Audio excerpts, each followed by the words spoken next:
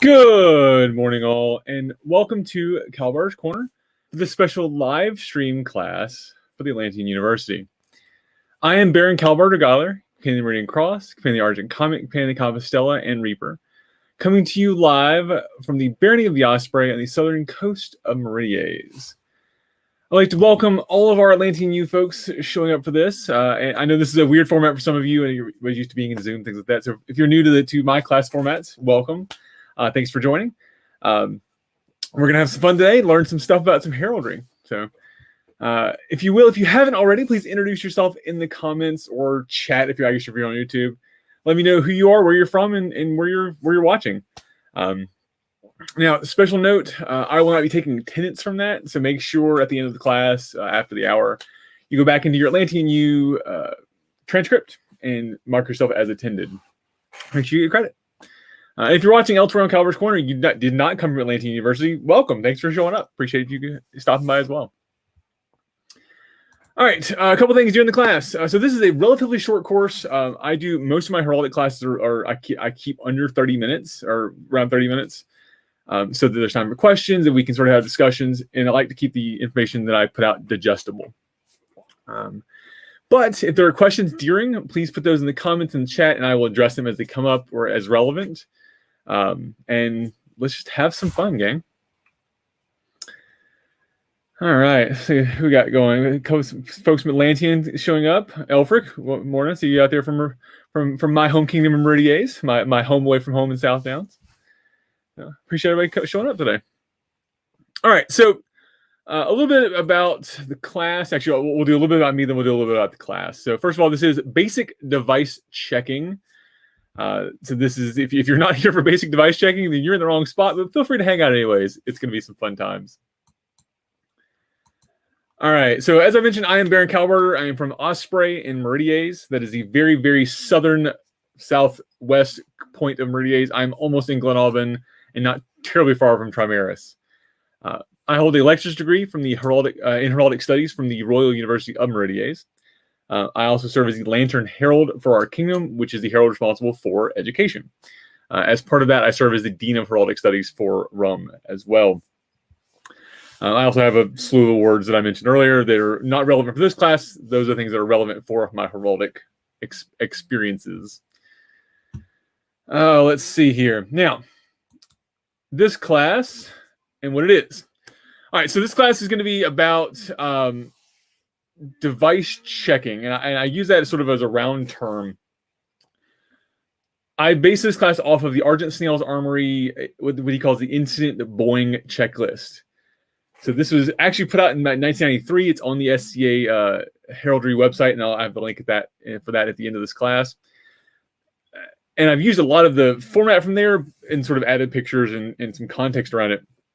But the idea is as a herald, as a newer herald that's getting an armory, when I look at a device, what are the things I look at first? When I first look at a submission, where do I start at, right?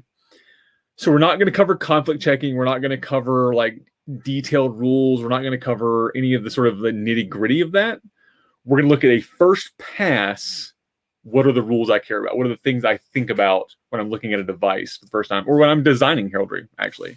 What are some things that I sort of have in mind that are second nature to me, and maybe second nature to a lot of you out there, but are the good things to remember that maybe you've forgotten or don't consider, especially when you're teaching this to a newer herald. All right. Water.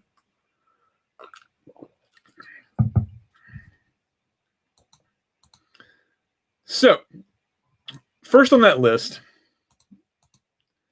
that is the like quintessential thing that'll stop our piece of armory from being registered. Does the submitter have an SCA name? Within the society, all heraldry, all devices, badges, anything like that is required to have a name attached to it. Now, that name could be an SCA name. Male, female, doesn't matter. Name doesn't matter. What the name is doesn't matter.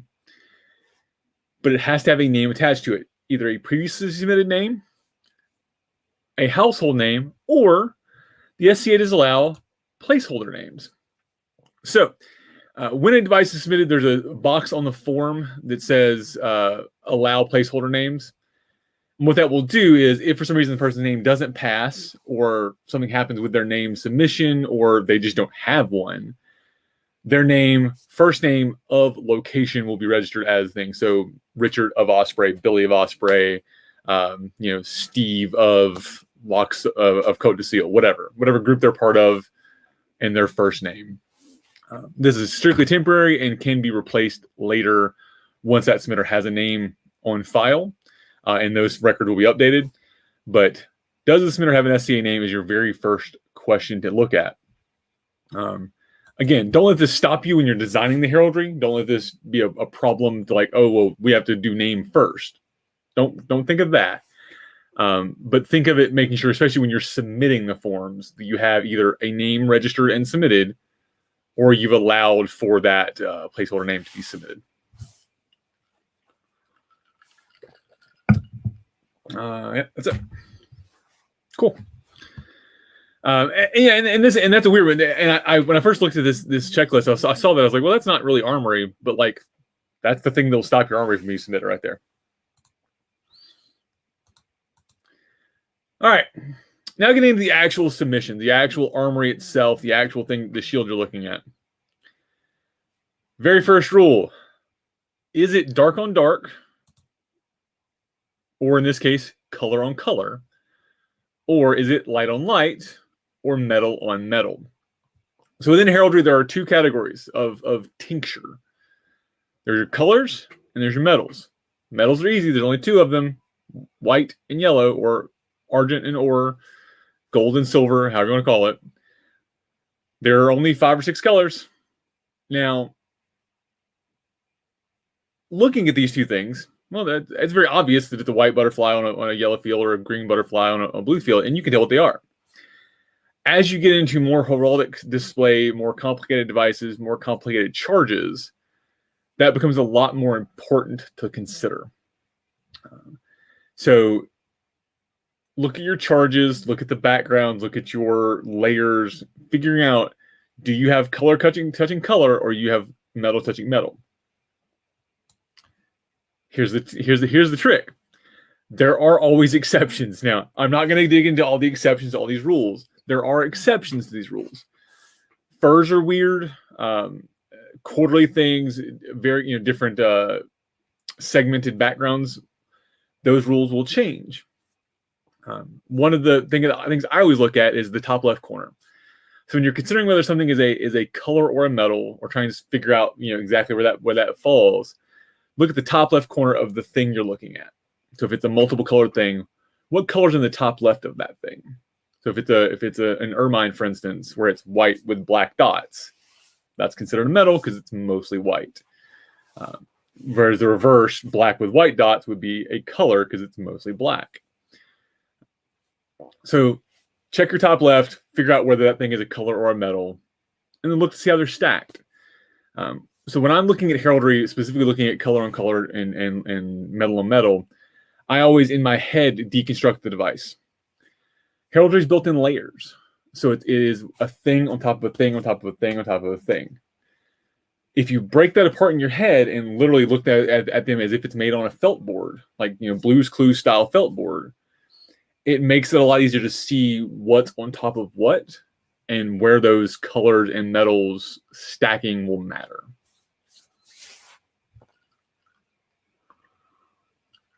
Now, another exception that's here, you get into things like proper browns, again, colors, things that are maybe like a Caucasian male as a proper coloring, right? Or as a skin coloring. Technically, it's a light color, but it's still a color. So then that's why you have to look at the dark on dark, light on light, right? And the best way to look at it, in my opinion, is just look at it. Is can you distinguish the things one from another? Do it at 10 feet, do it at 50 feet, do it at 100 feet. The goal of heraldry is to be able to identify something from across a field. If you can't do that, then it's not good heraldry.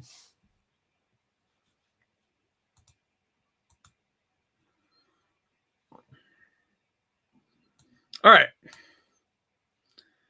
Next up is the submission slot machine. This, in my opinion, is one of the more common problems that people run into, especially because they do what's called resume heraldry, or they try to put too many things in their device because they can't decide on a thing. Heraldry is generally very simple. So slot machine heraldry refers to when there are 3 or more different charges in the same charge group. Now, there's some charge group theory here. There's some that I know that may be a complicated topic for newer heralds. But when I say charge group, I mean the things that are relatively the same size. So in this case, this device is actually very simple to look at. It's a black background with 3 white objects. So perfectly legal in the color on color. We've done that. It's a metal on a color. We're fine there. But there are 3 separate objects that are the same relative size, therefore putting them in the same charge group. It's not technically bad. Like, it looks okay. It's a fine device, but because they're in the same charge group, it rolls in the slot machine bucket. And it's just I guess it's an uncommon period practice. It's an uncommon heraldic practice. 2 is the most you want to do. Now, the same object, so 75 butterflies, 3 butterflies, 3 Pegasus. Sure, that's fine. That's the same object 3 times. In this case, it's 3 separate objects, 3 different objects. The common example we give when we're discussing this is argent on a bell, or a bell, book, and candle sable. So it's a bell, a book, and a candle sable. So it's 3 things, separate charges. Now, there are ways, if you really wanted these 3 objects, and that was important to you to have all 3, a bell, book, and candle, or a butterfly, wolf, and Pegasus, there are ways to do it. There are ways to get away with that device setup. You just have to be a little more creative with where they're placed in the divisions of them, or moving them to where one's primary and the other 2 are secondary. The important thing to remember is are they in the same charge group or not? Now, there are again, there's a whole class you can teach on charge group theory and how charge groups are maintained. That's above and beyond this class, but that's a thing you want to look at. Is the charge group? What are the charges, right? What are the charge groups on it? And remember that as you stack things on the same layer that are the same size that are not separated are the charge group.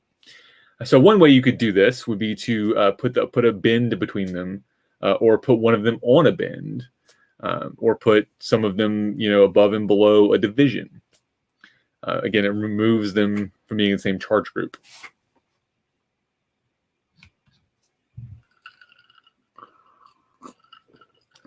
I'm trying to remember to drink water so you guys have quite time to ask questions, because I realize that I talk really fast. I'm trying to do a few minutes per slide so that we don't burn through this too fast. So, also, I don't mind giving you guys a few minutes of your day back.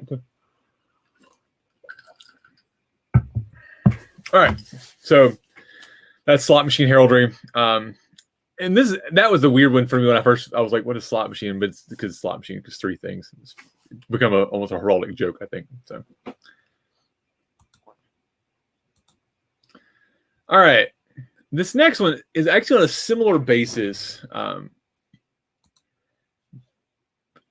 As far as at least, or something actually would be very easy to accidentally move from slot machine heraldry into is the armory marshaled?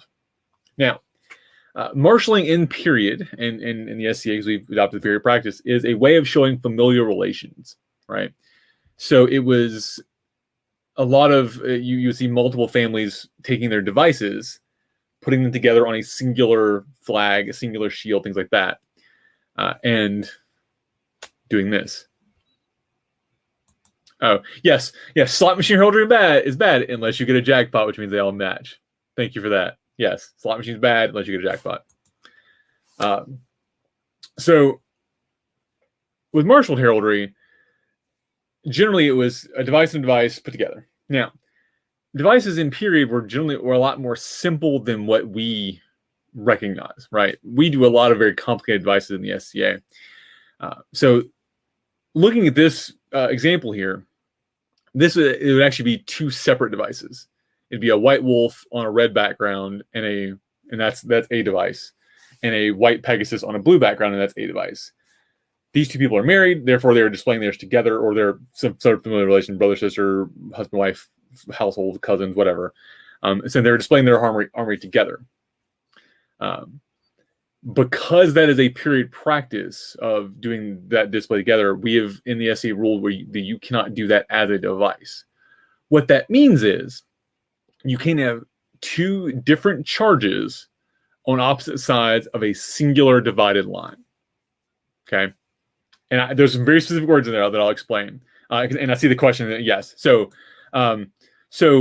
we don't register marshalling, right? But we also can't register things that look marshaled, and that's the point of this rule. Now,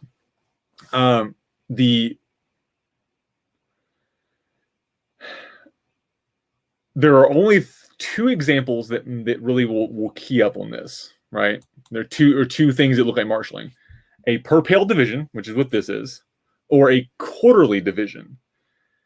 And it's the per pale division is only a problem if it is a simple line. So just a per pale division. And the quarterly division is the only problem if it's a simple line. And it's only then a secondary problem is if things on opposite sides are different things. So if you had black and white with a horse and a goat, or black and white with a panda and a book, or whatever, two different things. I looked at a panda. That's why I thought panda. Can you register panda? No, I got to register panda.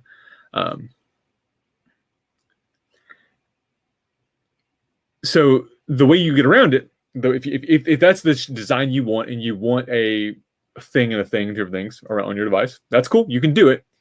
You have to change your center line to a complex line, a wavy line, a bumpy line, or we call it a bumpity line, any sort of complex line. So quarter devices work the same way. Because if you look at a lot of the English crown as they progressed, they would then quarter their devices with multiple families. So you'd have 1 and 1, and then 1 and 1, or rather 1 and 1, 2 and 2. But it's not like again, make it a complex line, or make sure your charges are similar enough or the same charge so that it doesn't cause that problem. Now, using marshalling in SCA heraldry is perfectly valid. So if you're a couple, if you're a household, if you're a fighter and a consort, yes, present your devices as marshaled devices. That is completely proper and completely accurate. In this case, we're discussing personal registerable heraldry. So if it was a singular centered charge per pale division, would that work? Yes. This only becomes a problem is if it's two separate charges on opposite sides of the line. A singular central charge, two of the same charge, complex line. Any of those options are perfectly fine. Or even you could put, 3 or 4 or 5 charges of the same charges, whatever, like 3 and 3, 2 and 2, whatever. It's only when it's basically the idea is could you take the two pieces and separate them and make it look like two devices, right? That would be the idea, is it two different devices. If you split it down the middle, would it separate into two separate flags?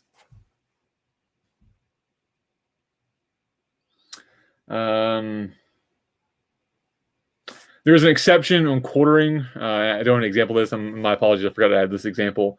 On a quartered device is if the two of the spots have something in them and the other 2 spots are blank or just a color. That is allowed, because that would be, it's a something and a nothing.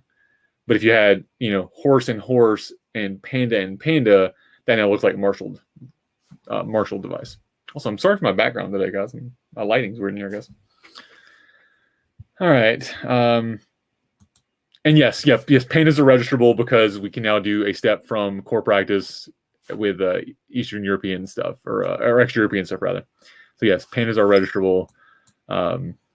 Actually, I've never seen a panda in heraldry. Now I'm curious if I can find a panda. I mean, realistically, you could just do a bear with the markings, but an actual panda with the like curved ears or rounded ears would be kind of cool looking. Thank you to Boo for the comment on that. All right. Next. Does the device, oops, I did that backwards, use a submission, does the submission use a forbidden charge? Forbidden charge. I'm not showing you these. But by forbidden charges, I teach a whole class on restricted and reserved conventional charges. And by forbidden charge, I mean something we are not allowed to use. The bad stuff.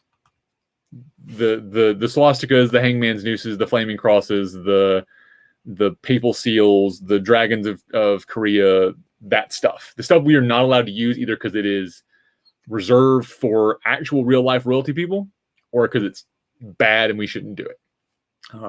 Now there's a big list out on the SEO website that is in the College of Arms glossary, which I've linked in this PowerPoint, which I'll share out in a minute. Look for that, right?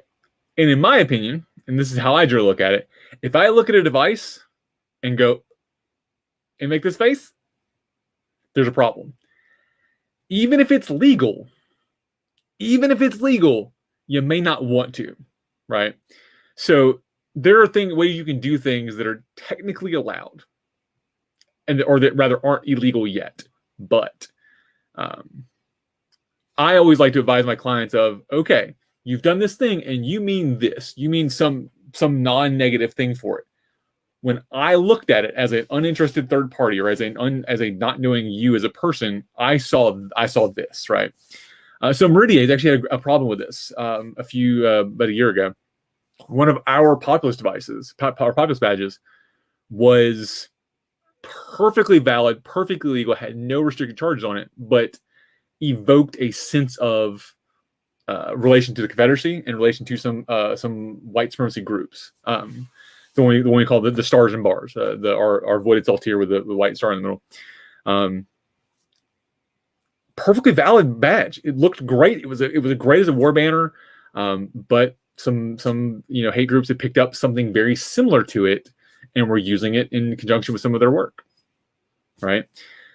So obviously things like the swastika, the flaming cross, the iron gunsight cross, those are easy to recognize, easy to identify, and very obviously you can't do them. Some are a little harder. So start with that list out there and then consider past that. Even looking at it going, yeah, I get what you're doing, but this looks a little off. This is a little weird. Be wary of that.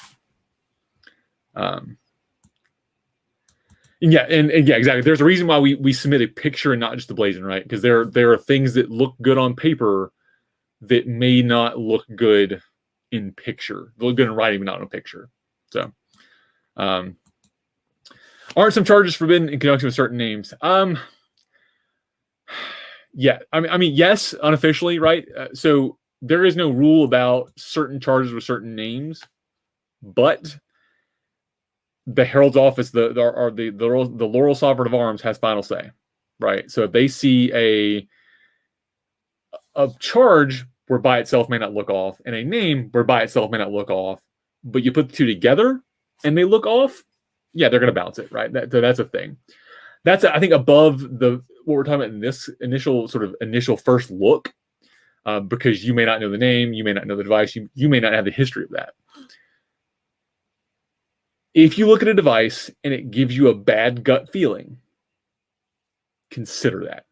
Think of that. Go look to figure out why, or just tell your submitter, "Hey, it's legal. It might be legal, but here's the reaction that I had," and make them aware. One of the things I always try to do as a herald is to be very neutral in my opinion of a device. So, does this look good? Nope. I will not answer that question. I'll tell you whether it's legal. I'll tell you whether it works well heraldically. I'll tell you whether it's a good heraldic practice. I will not hear if it looked good or not. Good is a subjective to the person, and it is your device. I will tell you if I have a bad gut feeling over a reaction to a device, because then you're going to have to deal with that reaction of other people as well. And that's also very geographically based too. I'm in the very southern South. So things we get reaction to here versus a West Coast person have different reactions. So consider that as well. All right. Slightly less negative, but still something to consider. Does the submission use a restricted charge? So forbidden charges are things that nobody uses in the SCA for any reason because they're bad or like mundanely used. Because like the red cross, the red just plus sign cross is also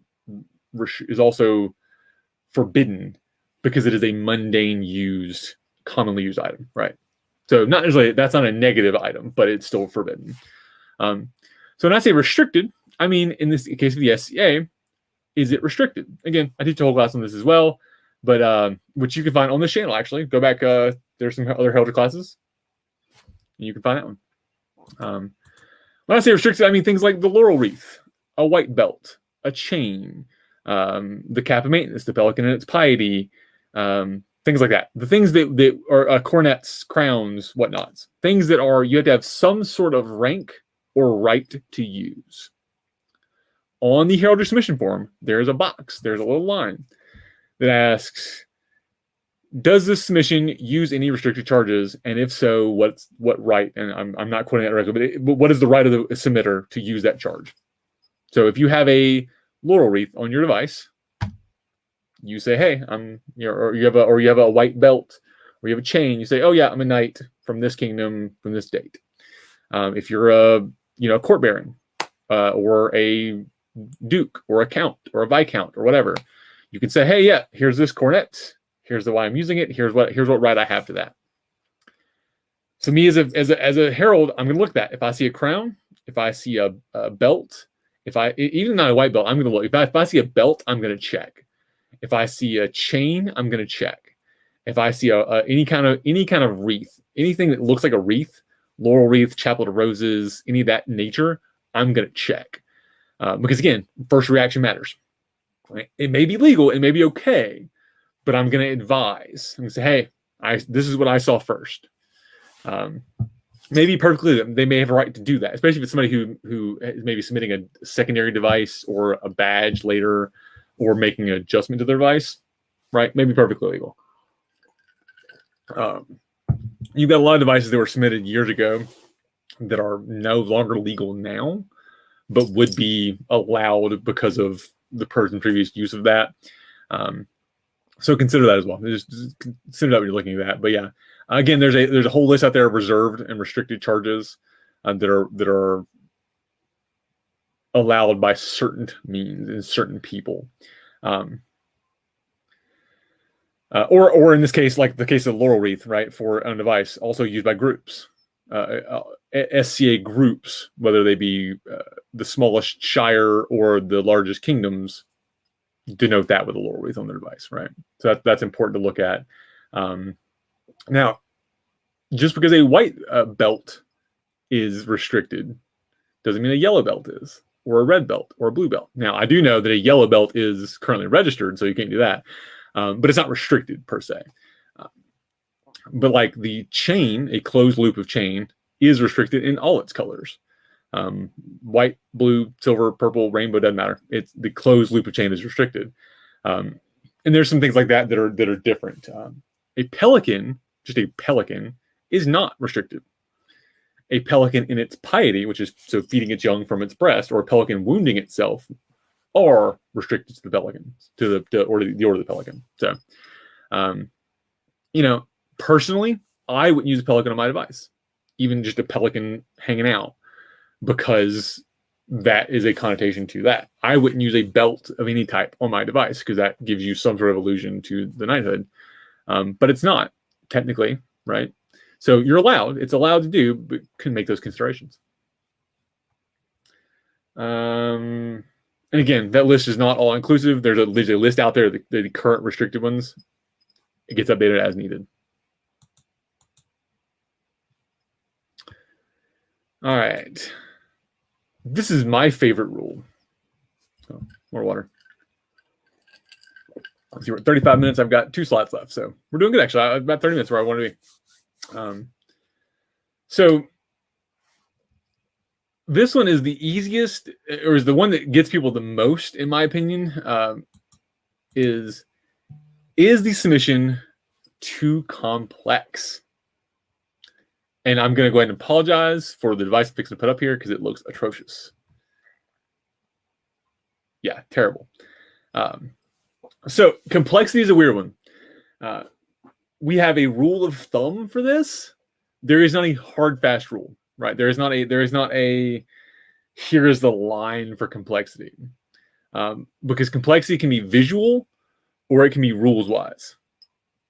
So right, there's sort of 2 things. So Master Terran has a device that visually is very, very complex. It's also makes your mind bleed and makes you want to gouge your eyes out, but that's a whole different story. But actually, the device itself is very simple. It's just a field with a thing on it, but it's got like layers of ermine and PN and spots and stuff. So complexity is number of colors, number of charges, and you count it. 8 is the number that's too high. 6 is where it becomes questionable.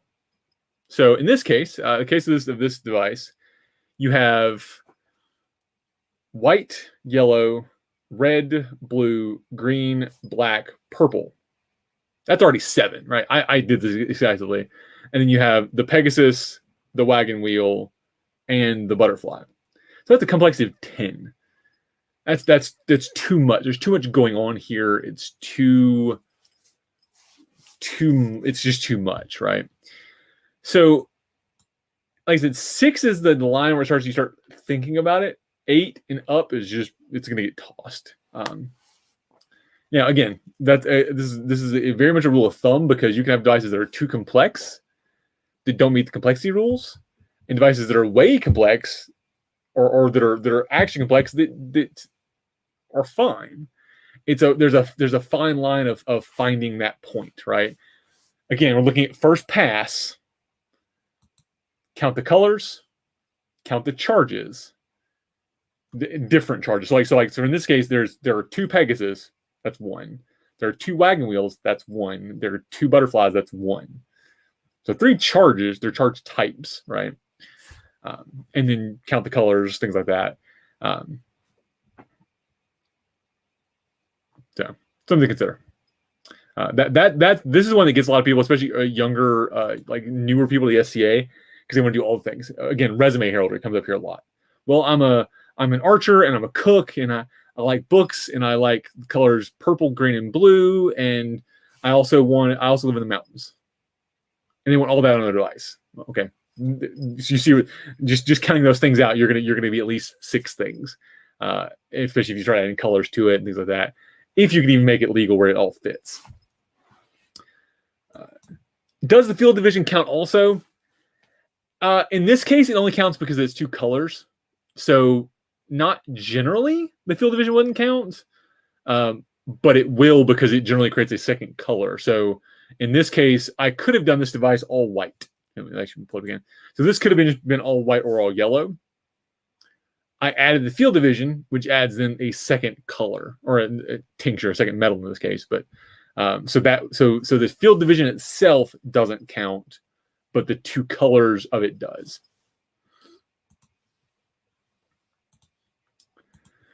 I've seen a very, very complex Italian style device that had a historical example submitted with it. I think the complexity count was 16. It's a rare exception. Yeah, okay. So again, we're talking first glance here, right? There are examples in period of super complex heraldry. And if you want a super complex heraldry and you can show where it was done, then you can do it. But that's a fight. Just know going in that you're going to have to provide that documentation to do that. Again, we're talking about first glance here, but yeah. So thank you for that.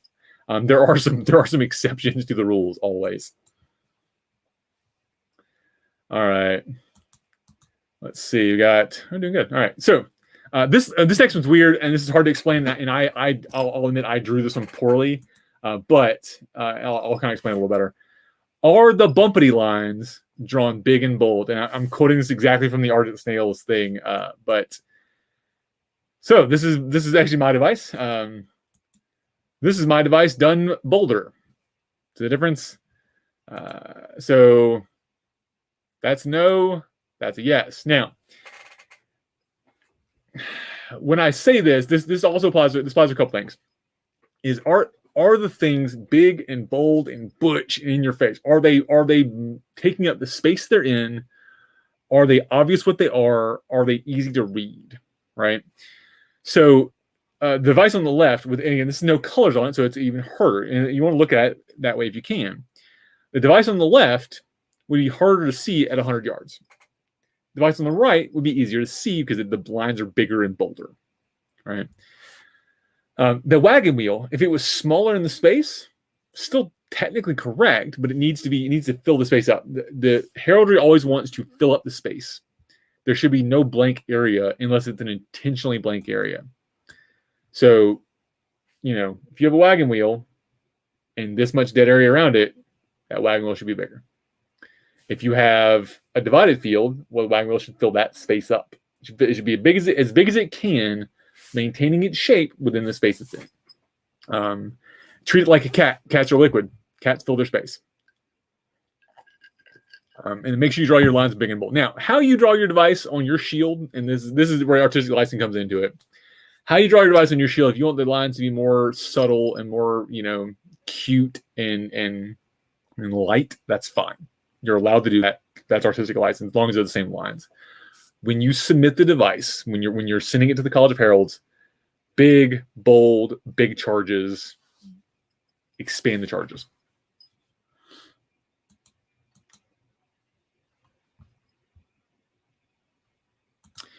If you have good contrast between the field and the border, why does the line weight of that line matter?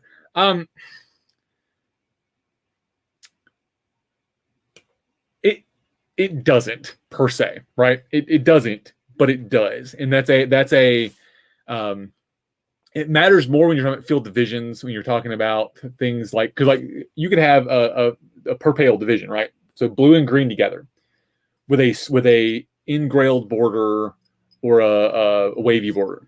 Well, if you have blue and green wavy, it's going to do this, right? At 100 yards, it's going to be super hard to tell where that blue and green comes from and where the blue and green is. If you make them big and bold and butch and sort of draw your line a little thicker, you can then see that division better. So that's where that line weight matters a little more, is when you're talking about complex divisions, especially between two colors or two metals, because you can have a division between colors and metals. Again, that was probably a really poor example, and I apologize for that. I was trying to find a decent example of that. But the idea is about filling the space and making sure you can tell the difference between A and B, or between a border and an inside thing, or that sort of thing.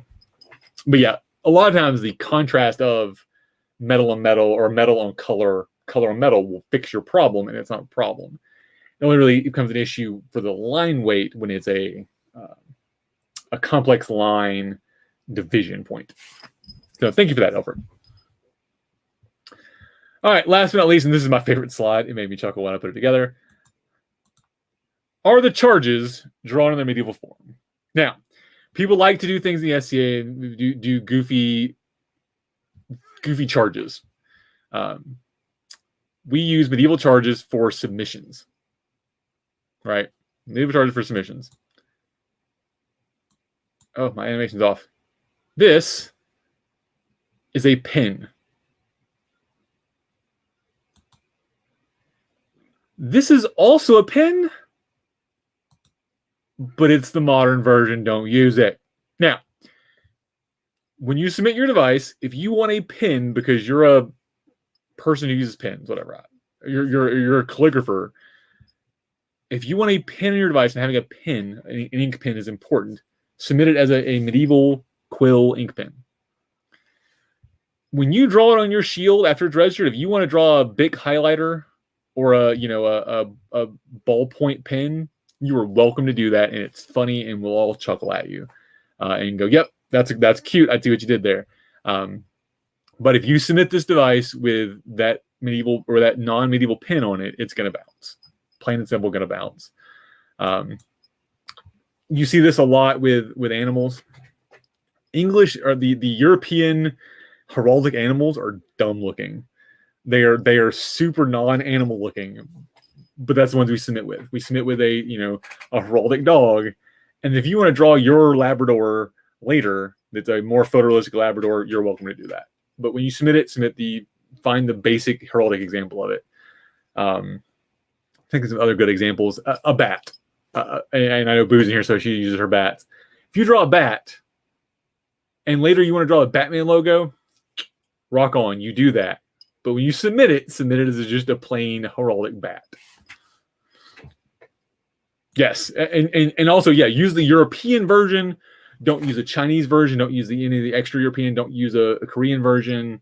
Use the European version of the thing you want. Yes, it will look dumb. Yes, you will not like it. Use that because that's what the rules are based around. Right, and we're getting better about some of that. Like we just opened up some rules from core practices for using extra European charges, so that rule's a little more flexible. For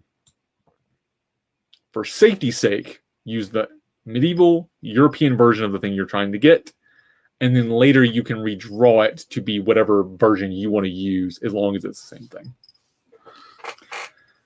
All right, I see a line. A couple of questions about the last thing. Let's see.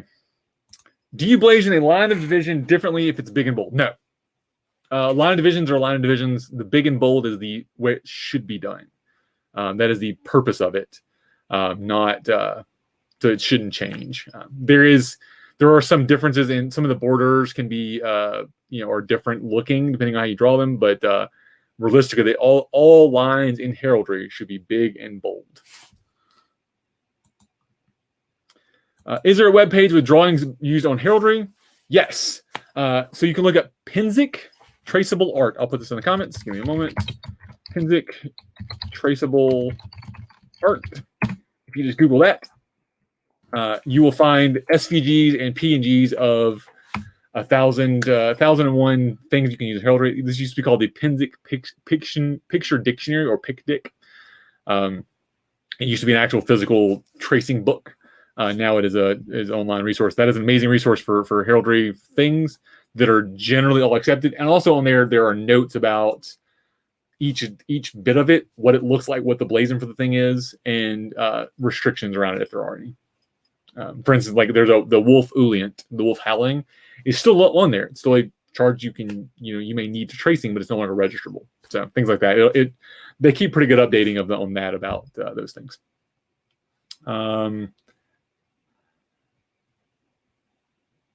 Let's see. So if I wanted to do a map, I would use a medieval version for submission, but I could draw that as a map icon and I put it on a banner submitted. So yes. So yeah, if you wanted to, so if your device was a map, and you submit it as the generic scroll map with a little compass rose on it, whatever, but when you put it on your shield, you want to have like a Google Maps version of your hometown. Yes, you can do that. That's perfectly fine. That's artistic license and it's cute, and I would applaud you for that. But yeah, make sure when you submit it, you submit the medieval version of that map. Thank you for that question. Apparently the PicDic was and is a different thing. Oh, I'm sorry. I thought the PicDic was a Pinzik traceable. Okay, well, PicDic's out there too then. So Pinzik traceable is an amazing resource, even if it's not PicDic. My apologies. Let's see. Anything else? European badgers look way different and way better than North American ones. Yes. European badgers bring you a cup of tea. North American badgers cut you in an alley. That's how that works. That was a joke about badgers. Maybe call it that. I felt all the Hufflepuffs in the room just cringe a little. All right. That's all I got, guys. References real fast. heraldry.sca.org, the Insta-Boing Checklist, and I will make this available. I'll send this out to the class in Atlantian U here shortly. So look that up. Also, the College of Arms glossary can be found also at the heraldry.sca.org. All the credit goes to Argent Snail for putting together the initial list of these things. Amazing checklist. We've been using it since 1993, and it's still valid today. I love getting things off that old Armory, the old article website, and putting class together for them because it's just great information that I think is getting missed. So there's that. And for those who do not follow me on Kal-bardr Corner, please do so. If you're on YouTube, click that subscribe button down below at Kal-bardr Corner, or look me up on Facebook, facebook.com/Kal-bardr Corner. You can find me via email, kal-bardr.gellir. Yes, it is spelled incorrectly for anybody who's a herald, at gmail.com, or look me up, kalbardrcorner.com. The website's put together now. It's still in work, but it's there. I've got links to all of my social media things. You can find me there. If you're a TikToker, you can look me up there at Kal-bardr. I do some fun game stuff and other goofy TikTok things out there. There you go. That's class, 51 minutes. I did good. I'm happy with that. Yes, I do the games. That's me.